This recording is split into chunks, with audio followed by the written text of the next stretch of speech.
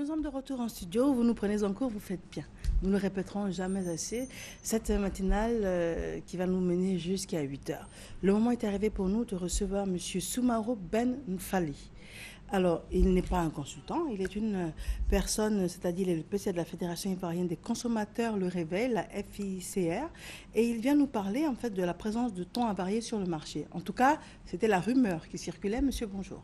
Bonjour Marianne. Effectivement, nous sommes sur ce plateau ce matin pour venir démentir les rumeurs qui circulent depuis le 9 avril sur les réseaux sociaux, les SMS, faisant état de la présence de thon avarié sur le marché ivoirien. Le thon qui est beaucoup consommé, le garba, et donc les consommateurs du coup ont été effrayés, affolés, n'ont pas cessé de nous interpeller et pour avoir le cœur net, nous sommes rentrés en contact avec Monsieur le ministre des Ressources animales et halieutiques qui nous a associés à toutes les étapes et nous sommes allés toucher la réalité du droit et nous avons obtenu des documents et qui nous permettent aujourd'hui de rassurer le consommateur ivoirien qu'il n'en est rien. Le fait que l'administration a correctement fait son travail, aujourd'hui, ça fait couler des rumeurs pour dire que le thon est sorti. De quoi s'agit-il? Mais déjà s'il y a eu une rumeur, c'est qu'il y a eu un problème à la base. Voilà. Qu'est-ce qui s'est passé à la base? Voilà. Et le vendredi 13 mars, la direction des services vétérinaires a constaté lors de l'une de ses inspections de routine le dégagement d'une odeur sur le poisson parce que lorsque le bateau arrive, les services vétérinaires qui sont au port de pêche d'Abidjan prennent un échantillon envoyé au laboratoire pour constater d'abord, vérifier si le produit est propre à la consommation. Très bien. Et suite à quand même à l'analyse, ils ont trouvé que le bateau qui était venu, le poisson était impropre à la consommation. Et ce n'est même pas le ministère qui détruit. Il y a une société qui est qualifiée pour ces genres d'opérations. Donc le ministère a fait appel à cette société pour la destruction. La quantité du poisson, c'était 65 660 kilos, le contenu du bateau. Et la société réelle, qui est qualifiée pour ces genres d'opérations, a détruit la totalité du thon concerné par ce problème. Et c'est comme je me souviens, ces SMS qui nous sont parvenus une année pour dire qu'ils ne buvaient pas l'eau, l'eau a été contaminée. Donc, vraiment, ce n'est pas du tout fondé. Comme je le dis en tant que responsable de consommateur, j'assume mes propos. J'ai été associé à toutes les étapes par les responsables du ministère des Ressources animales et halieutiques. Donc nous sommes partis sur le terrain, on nous a donné tous les documents et la société qui a procédé à la destruction et nous avons vu le PV de destruction. Donc un seul poisson de thon contaminé n'a pas été mis sur le marché ivoirien. Donc maintenant, j'ai deux questions à vous poser. Oui. Est-ce que c'était le seul bateau qui était arrivé dans la période avec du thon impropre à la consommation? C'était le seul bateau. Okay. C'était où le poisson était impropre à la consommation. Et ce n'est pas quelqu'un de dehors qui a su que le poisson était impropre à la consommation. C'est l'administration, de par son travail, qui a senti des odeurs et qui a estimé qu'il faut aller d'abord faire l'analyse. Et c'est le laboratoire qui a fait l'analyse, c'est l'ANADA. Donc, tout le monde peut passer là-bas pour vérifier l'information.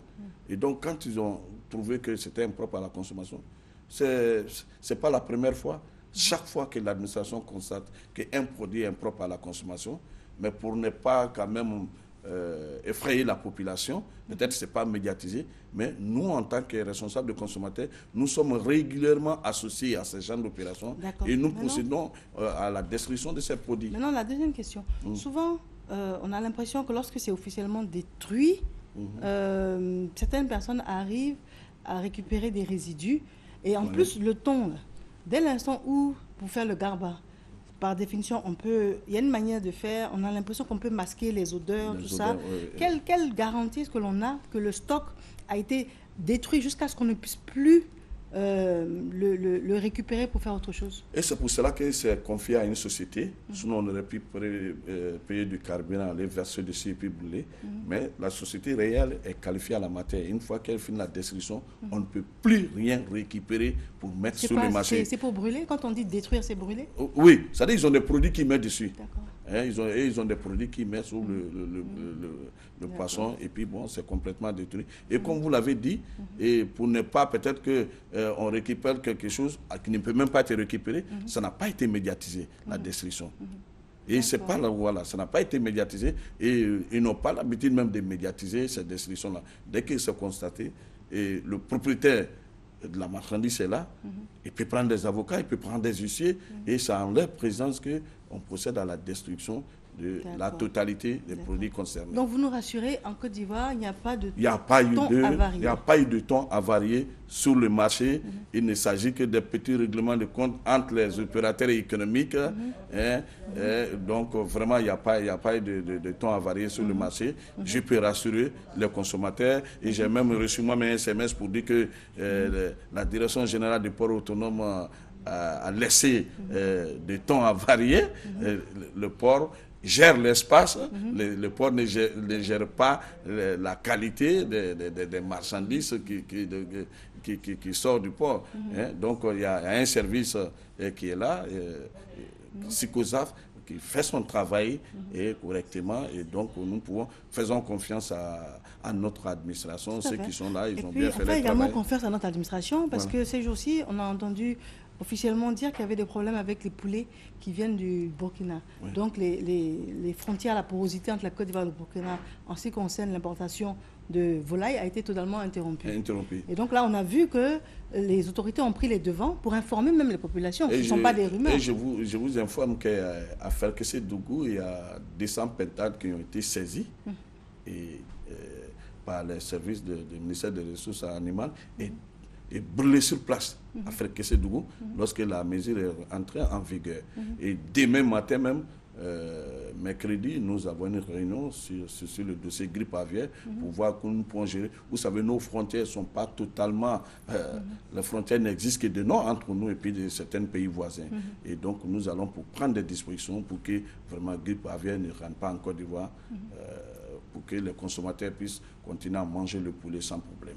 D'accord. Bien, question tout à l'heure, ça m'a fait un peu bizarre quand vous avez dit que les pentades ont été brûlées. Ça m'a fait bizarre, je me suis dit, bon, l'animal vivant qu'on brûle comme ça?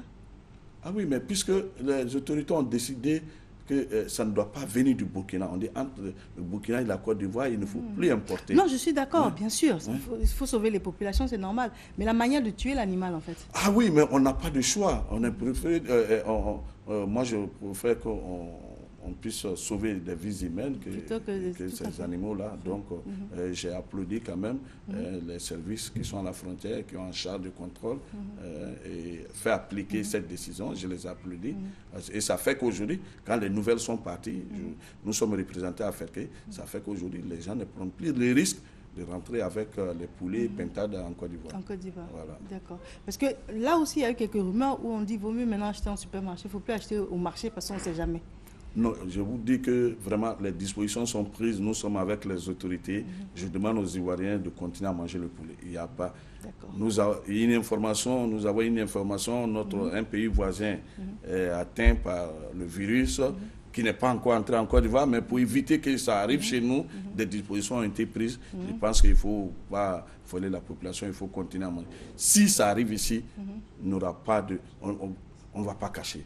Je serai le premier à venir informer les consommateurs pour dire attention, ne mangez pas le poulet, il y a ceci, il y a cela. Et puis la Côte d'Ivoire, nos autorités nous ont montré à quel point ils étaient efficaces. Quand on a vu le virus Ebola à nos portes, et quand on a vu la vigueur de la communication et puis des mesures pour empêcher cela, c'est impressionnant. Et la solidarité qui s'est soulevée, la communication. La communication, ça nous a évité beaucoup de choses. Et ça fait que dans chaque foyer, les gens ont des gels maintenant pour désinfecter la main régulièrement, qui a fait peut-être... Ça a été une bonne affaire pour la société qui produit. C'est vrai, mais... On dit quelque chose de malheur est bon. Cette société aujourd'hui se frotte les mains. Voilà. Ça. Donc vraiment, nous rassurons l'ensemble de la population et qu'il n'y a pas de thon avarié sur le marché. D'accord. Et je vous assure que le temps ne nous a pas permis. Sinon, hier, je suis allé manger garba.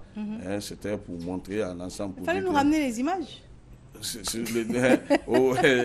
Donc, je suis allé manger le garba donc, pour montrer aux uns et aux autres qu'il n'en est rien, qu'on peut continuer à manger le garba sans problème. Très bien. Monsieur Soumaro Ben Fally, PCA de la Fédération ivoirienne des consommateurs, Le Réveil, FICR, c'était donc le démenti en ce qui concerne la présence de thon avarié sur le marché. Merci d'être venu. C'est moi qui vous remercie. Je vous en prie.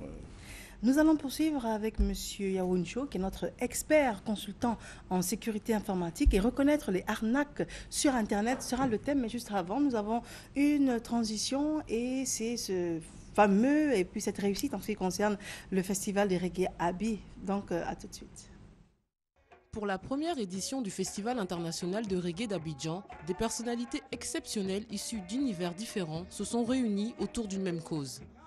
Ainsi, grâce à l'Abi Reggae, la Côte d'Ivoire devient le premier pays africain à organiser un festival de cette envergure. C'est aussi une lucarne qui s'ouvre sur la Côte d'Ivoire. On parle depuis longtemps de notre position. Ce genre de manifestation ne va faire que confirmer que la Côte d'Ivoire est bien positionnée dans le reggae mondial. Au-delà du style musical, le reggae constitue un aspect fondamental de l'histoire du peuple jamaïcain.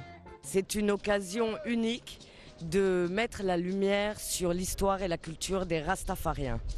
Ces Rastafariens de Jamaïque d'abord, durement réprimés par le gouvernement jamaïcain avant de symboliser l'identité culturelle nationale de la Jamaïque. Les Rastas ont investi la musique jamaïcaine et en 1968 ont fait naître le reggae. Le reggae qui est une musique qui s'est diffusée à partir de la Jamaïque dans le monde entier avec un message précis. L'heure de la libération, c'est maintenant. Vous devez vous lever pour vos droits. Vous devez défendre votre identité. Vous ne devez pas avoir peur d'être fiers, d'être des hommes et des femmes noirs. Une grande voix culturelle du panafricanisme. Et ce sont les Rastas qui ont été à l'avant-garde de ce mouvement et qui sont aujourd'hui également présents au festival Abi Reggae. Il y a une communauté de Rastafariens de Côte d'Ivoire qui est très présente. L'une des particularités du festival Abi Reggae est d'avoir su alterner entre des débats de haute qualité et des concerts d'artistes renommés. De retour en studio, M. Yaouncho, M. bonjour. Bonjour. Nous le recevons. Alors, reconnaître les arnaques sur Internet. Oui, il faut savoir qu'aujourd'hui, avec Internet, il y a beaucoup d'arnaques au niveau du net. Beaucoup de gens croient tout ce qu'ils voient sur Internet. Ce qu'on oublie souvent, c'est que les escrocs qu'on avait généralement, si vous voulez, les criminels qu'on avait généralement, ont compris qu'aujourd'hui, en s'asseyant derrière un ordinateur, ils pouvaient toucher une plus grande cible. Donc, ils pouvaient toucher non seulement des gens qui sont dans des pays africains, mais aussi des gens qui sont dans des pays asiatiques, dans des pays arabes, etc. Donc, on peut toucher le monde entier. Deuxième chose, on a la possibilité de toucher des gens qui ne sont pas réellement informés. Parce que le problème des arnaques sur Internet et le problème même de la cybercriminalité, c'est que lorsque vous ne savez pas, lorsque vous êtes ignorant, vous tombez facilement dans un piège. Donc, il y a beaucoup d'arnaques aujourd'hui. Quel genre d'arnaques dont vous parlez ? Il faut savoir que beaucoup de gens aujourd'hui reçoivent des messages. Sur Internet, on communique souvent par mail ou on communique souvent par messagerie instantanée. Donc, vous pouvez rencontrer quelqu'un ou recevoir un mail qui va présenter, on va dire, quelque chose qui n'est pas vrai. Généralement, les gens reçoivent des mails de transfert de fonds. Disons qu'on vous raconte une histoire où il y a quelqu'un qui a soit oublié de l'argent dans une banque, qui est décédé. Et qui a l'article de la mort, qui veut savoir à qui mettre. Voilà. Donc, il y a une grande somme d'argent qu'on doit soit transférer, etc. Puisque c'est sur Internet et comme des gens ont déjà entendu ce type d'histoire, facilement, ils y croient. Ils commencent par investir un peu d'argent. Ce qu'il faut savoir, c'est que dans les arnaques, on ne cherche pas forcément d'abord de l'argent chez une victime. On cherche souvent à avoir des informations sur la victime. Parce que pour retirer un transfert d'argent sous un faux nom, j'aurais besoin forcément de ce faux nom-là. J'aurais besoin d'une fausse pièce d'identité, de la photocopie d'une fausse pièce d'identité. Donc, un arnaqueur sur Internet aura besoin d'emmener sa victime à envoyer, disons par exemple son nom, à envoyer soit sa signature, à envoyer des documents confidentiels, à envoyer sa pièce d'identité. Donc, ceux qui le font doivent savoir généralement qu'ils sont en danger. Souvent, il y a des gens qu'on arrête pour des choses qu'elles n'ont pas commises, tout simplement parce qu'on a retrouvé leur pièce d'identité ou leurs informations tout simplement parce que ces personnes-là ont délibérément envoyé ces informations à des personnes en fait qui étaient des arnaqueurs. Il y a aussi des techniques qu'on appelle les techniques d'offre d'emploi. Vous savez comment dans nos pays, beaucoup de gens ont envie d'avoir un emploi et souvent sont prêts à payer pour avoir cet emploi-là, ou bien sont prêts à diffuser, à donner soit des photos. On a des filles, par exemple, qui veulent être, par exemple, qui veulent être dans le mannequinat, qui veulent être dans la mode, etc. Donc, ils sont prêts à donner des photos souvent osées d'elles-mêmes sur Internet. À part cela, on a aujourd'hui quelque chose qui pilule, c'est l'arnaque au sentiment. Beaucoup de gens soit cherchent un homme, cherchent une femme sur Internet, et donc vous vous connectez, vous discutez avec quelqu'un qui se fait passer pour soit un homme, soit une femme, et vous avez des images qui vous sont balancées, et finalement, des personnes ont exposé leur corps, ont des images ou ont des vidéos vraiment compromettantes sur elles. Et après cela, on rentre dans une affaire de chantage. Ce que je suis venu dire aujourd'hui, c'est que quel que soit le type d'arnaque, il faut savoir que la Côte d'Ivoire est outillée en la matière. Quand je dis la Côte d'Ivoire est outillée dans la matière, c'est-à-dire... avec, s'il vous plaît. Oui, la Côte d'Ivoire est outillée en la matière, c'est-à-dire aujourd'hui en Côte d'Ivoire, il y a non seulement des experts indépendants qui travaillent dans le domaine de la sécurité, mais il y a aujourd'hui une police qui est spécialisée dans le domaine, qu'on appelle la plateforme de lutte contre la cybercriminalité. Donc aujourd'hui, au travers de la plateforme de lutte contre la cybercriminalité, vous pouvez aujourd'hui porter plainte au niveau de ce type de crimes informatiques. Il faut savoir que ce sont des crimes. Il ne faut pas que des gens se cachent. Souvent, nous recevons des appels... On va devoir malheureusement conclure. Oui. Quel est votre téléphone, si vous souhaitez? Le 08 58 68 23. 08 58 68 23. Ce qu'il faut comprendre, comme je le disais, si vous êtes victime d'arnaque sur Internet, il faut savoir qu'en Côte d'Ivoire, on a la capacité, quel que soit le pays où vous êtes, de réagir. Merci à vous. Une page de publicité et nous recevons encore nos invités.